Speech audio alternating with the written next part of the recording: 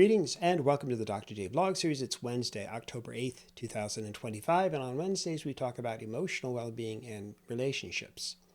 So I mentioned in yesterday's vlog that ever since I was young, I was often inspired by music that dealt with the themes that sought to inspire kind of universal hope and love for humanity as a whole and the planet, etc. And for as long as I can remember, I've often wondered, why is it that we can't live in a world filled with peace and harmony and with others and with nature, etc. And I know that sounds incredibly simplistic and naive, but again, that's what I was wondering when I was looking out at the world from my little eyes, from my younger self in particular. It was only really a lifetime later that I eventually learned that my mind and my body were responding and recoiling, if you will, from the violence that I was witnessing at the time as a young child, or starting with the battles that were being fought within my own home, from within my own little tribe, if you will, and how violence then extended much more broadly and throughout the world.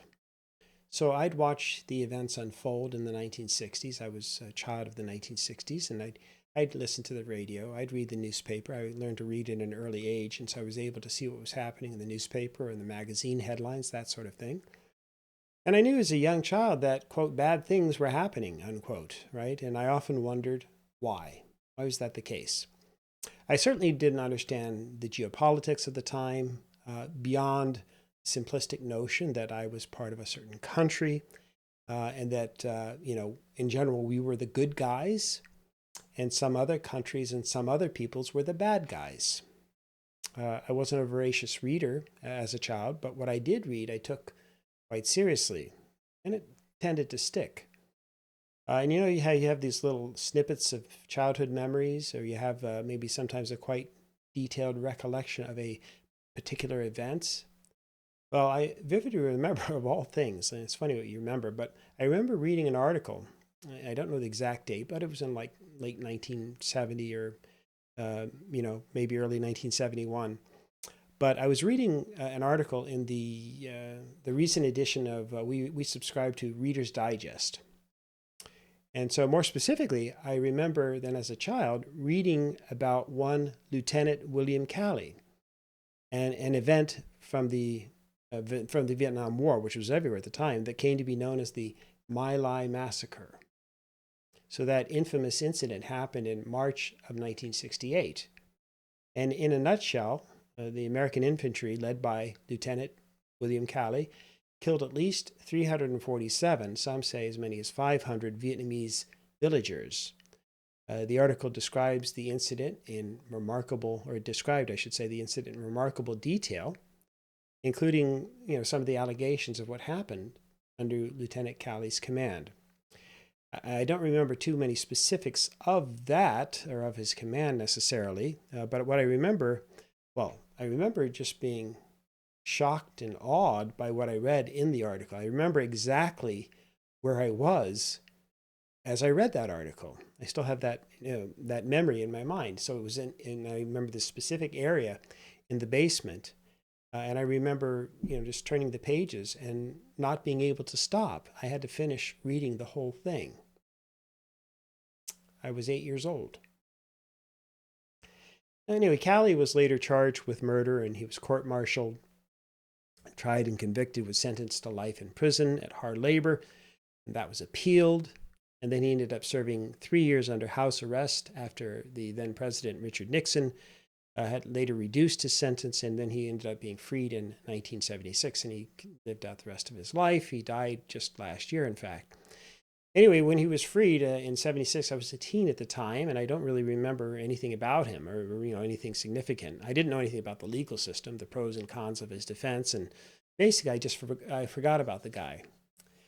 And so it was only several decades later then that I heard on the news that Calley issued his first and only known public apology with respect to the My Lai massacre. So this happened on August 19, 2009. While speaking at the Kiwanis Club of Greater Columbus. And here's part of what he said. There's not a day that goes by that I do not feel remorse for what happened that day in My Lai. I feel remorse for the Vietnamese who were killed, for their families, for the American soldiers involved and their families. I am very sorry.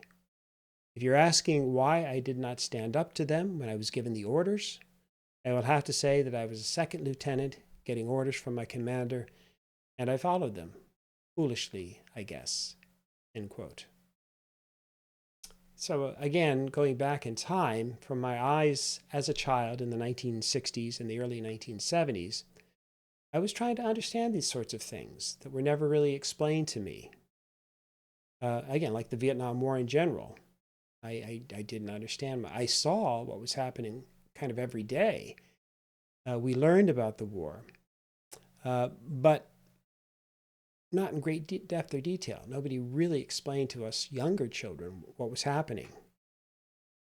And so there were other things that we were, learning about too. We were trying to make sense of with our little 8 and 9 and 10-year-old brains. I was learning about history and civics in the classes at school, again, in a very limited way, the kind of much more sanitized version of the historical past. So we learned, for example, about slavery and the Civil War. But again, only the most limited details. And having grown up in Virginia, quite frankly, we celebrated kind of the North and South almost equally. But we were generally taught that the North ended up being the good guys in winning the war, and that slavery was a bad thing, just generically speaking, without getting into any details. We even took a field trip to Gettysburg, I remember, in grade 7. But again, no one really talked about the details of the war or slavery as an institution, or why it started in the first place, or why it persisted for so long, or about the whole notion of race relations, and certainly not colonialism either.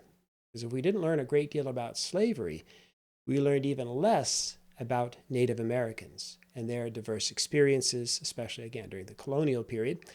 No one talked about things like, for example, the Trail of Tears. I didn't learn about that until much later in life, let alone this idea of genocide. In fact, we were still playing cowboys and Indians, just, childishly or, for fun, even in the 1960s. In fact, the Dallas Cowboys and the Washington Redskins at the time, they used to have their mascots pretend fight with each other, right? So you had the Dallas Cowboy, I don't know if they had a special name, and the Native American, the Washington Redskin, and they would fight at halftime or whatever, these sorts of things. And so, again, nobody really mentioned too much about what really happened in terms of Native American tribes, and especially of the era, or the even present day reservations for that matter. So, and to be honest, I wasn't really asking that many questions either. Instead, I just read little bits of information here and there. Again, whatever was covered in our history books, and learned the parts of the story that we were taught, and wrote the quizzes and tests and tried to get my A's, etc. And yet, I couldn't have fully explained it at the time, but I always felt like we were just being, again, given snippets of information. We were being told part of the story, not the whole story. And when I tried to piece all those snippets together, it just didn't really make sense to me. What do I mean by that? Well, we were taught to pledge allegiance to the flag, for example, which I did, right, and routinely. And we were taught to duck and cover under our desks and then in the hallways with our hands over our heads, etc. At 11 a.m. on Wednesday mornings for the air raid drills. Remember that quite well. We learned that the United States was the greatest country on earth because we were the true bastion of democracy and freedom, with equal opportunities for everyone, regardless of their background and ancestry and so on. And the Pledge of Allegiance really stood out, right? So, I mean, who can forget it? I mean, once you learn these sorts of things, it becomes part of your permanent vocabulary. I pledge allegiance to the flag, the United States of America, and to the republic for which it stands, one nation under God, indivisible, liberty and justice for all. And so that sounded great and inspirational to me as a child. It seemed to imply that, again, that we were all kind of equal and part of this indivisible nation under God, where everyone was entitled to liberty and justice. Truth, justice, and the American way, the Superman. Like, who could find fault in that? That sounded great to me. And yet, again, then I struggled a little, because then I'd read a few pages devoted to Native American history or to slavery, or then the Jim Crow laws and the lynchings and the segregation that happened after the Civil War. And again, none of this really made sense to me. I couldn't reconcile again, the sanitized versions of history that I was reading with even with the information in the Pledge of Allegiance. That didn't seem to align. And then other bits of information would occasionally pass through the filters as well. I remember seeing the movie Billy Jack in 1971, a bit cheesy, obviously, especially by today's standards.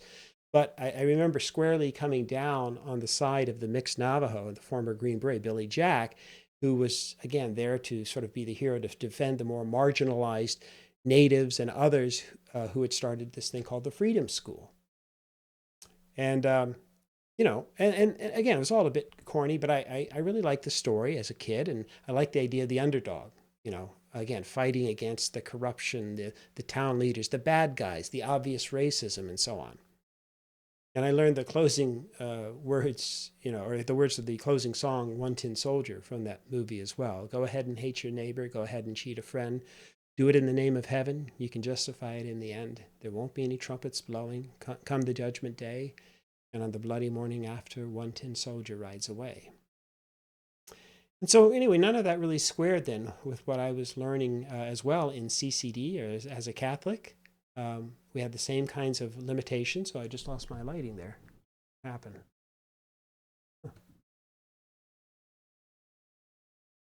Not sure. It's like I burned it out or something. Got it back. Maybe temporarily. We'll see. Anyway, so yeah, I'm like, okay, how does this all make sense then, right? And we even learned, by the way, the song "Bridge Over Troubled Water." I was actually in the songbook at my church of all places, and I remember again being really inspired by the music and the lyrics back in 1970, and as well around the same time, or actually the year before, the Hollies hit, and then Neil Diamond, "He Ain't Heavy, He's My Brother." Anyway. So speaking just for myself, obviously, the greatest tension, or I'll say, contradiction that I started to struggle with was quite simple. So on the one hand, there were messages of universal love. Sometimes, or in parts of my religious training, and thinking about people all across the country, all being part of something bigger than ourselves, everyone being treated with equal dignity and respect and so on. And yet, on the other hand, I was also constantly being reminded within my family and within my schooling that we were the special ones. In other words, the people who looked and acted and thought like us, and our kind. And this was a much more particularistic love of one's own kind rather than universal love. And so it was the earliest start then of my sense of what I describe as cultural schizophrenia. So love everyone equally as children of God, and since God doesn't make mistakes, etc. But be sure to love some more than others. Some are more deserving, like your family and your larger tribe.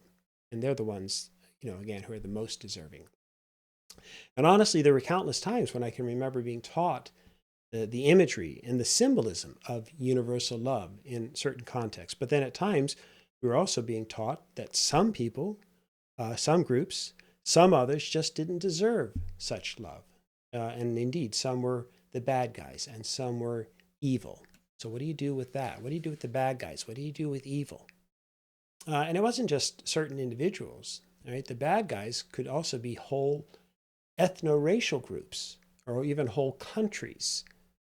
And so I learned that really we just needed to love our family and our country and our God, and then everything else would fall in line accordingly.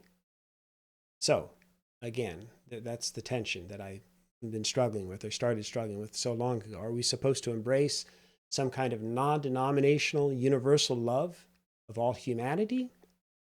Or are we supposed to be selective in choosing who we love?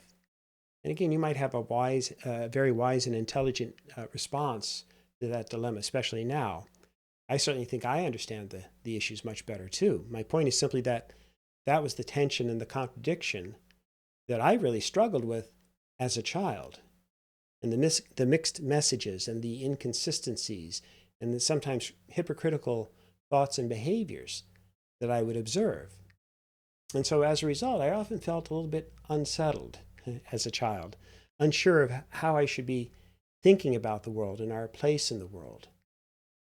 And that extended well into adulthood, quite frankly. I tried to be more universalistic, so to speak, in my approach. I tried to, but then I'd see how much, hurt and pain existed more locally, or how much we could hurt and, how much we could hurt each other and more immediately in our lives.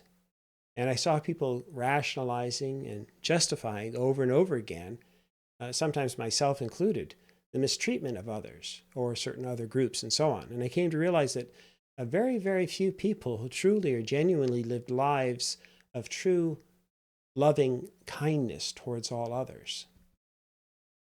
And some would say, yeah, that shouldn't even be your objective. But I'm going to suggest then that in order to achieve deep emotional health and well-being, among other things, in my view, one has to come to terms with how to reconcile caring and loving one's family and one's own tribe with caring and loving those who are not members of the clan or our tribe. And so I don't know about you, but I never really received a lot of excellent training and great advice about exactly how to do that. And so that's what I'm going to explore over the next couple of vlogs. So until then, may you and yours continue to create peace in your lives, nourish love in your hearts, and dole out hugs in abundance. And then hopefully we'll see you tomorrow and look at the next two vlogs and figure out a solution to this dilemma that I encountered as a child. Peace.